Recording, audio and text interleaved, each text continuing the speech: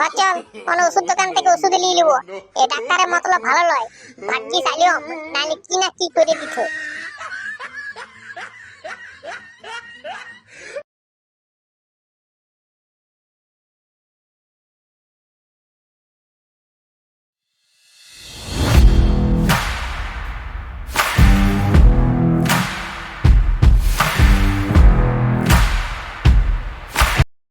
শালা গাঁয়ের মধ্যে ডাক্তারি করে ঝক মারিয়েই বটে। কই গো, কে কে আছো? ভিতর দিকে আসো।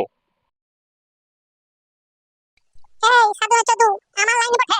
তুই আমাকে ঠেলছিস কির জন্য? কি হুনি তোদের গুতাই দিলি যে? আমার লাইন, প্রথমে আমি যাব, তারপরে তোর।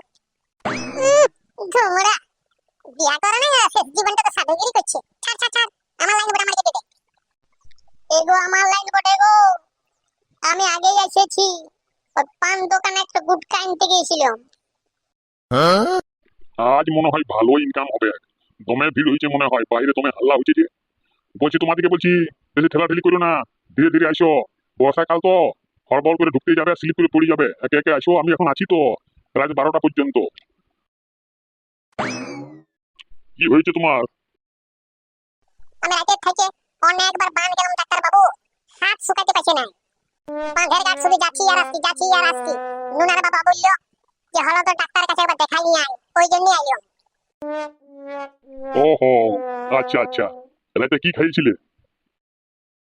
কিছুদিন আগে অম্বাবতী পিরাইলো নাই, সে লুচি করেছিলাম, তো অনেকগুলো লুচি বাঁচে গিয়েছিল, সেগুলো রেখে দিয়েছিল। ওই লুচিগুলো বলি ফেলে দিই কেন, ওইগুলো রাতের বেলায় খাই নিলাম।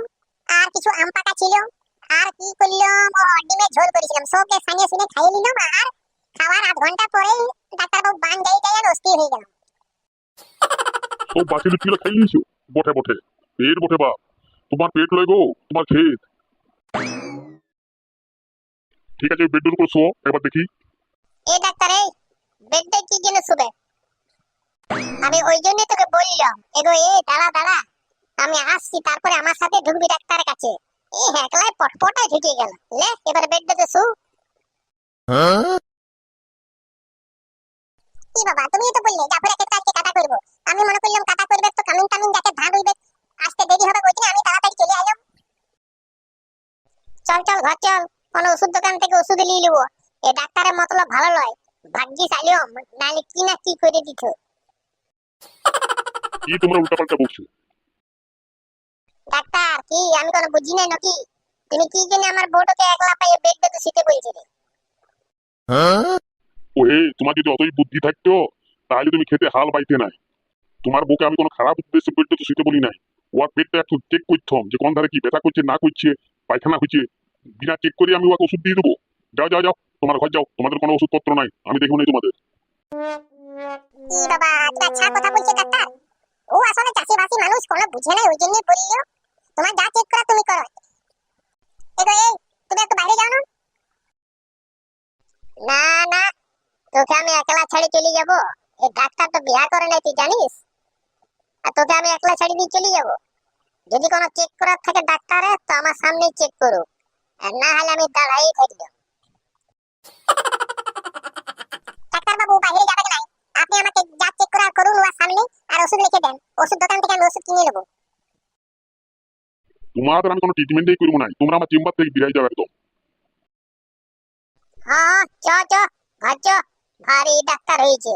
চ, ঘরে চোখে আমি এমন এক ওষুধ দেবো নাই যে 15 দিন তো পায়খানা হবে না। তোমাকে আগে বলতে হয় না যে আমি ওষুধ জানি? ফালতু ফালতু টোটো ভাড়া করে এত দূরে যাও। চলো চলো ঘর চলো। হ্যাঁ হ্যাঁ চ, ঘর চ।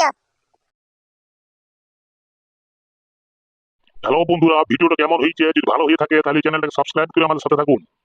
লাইক কমেন্ট ও শেয়ার করে আমাদের উৎসাহিত করুন।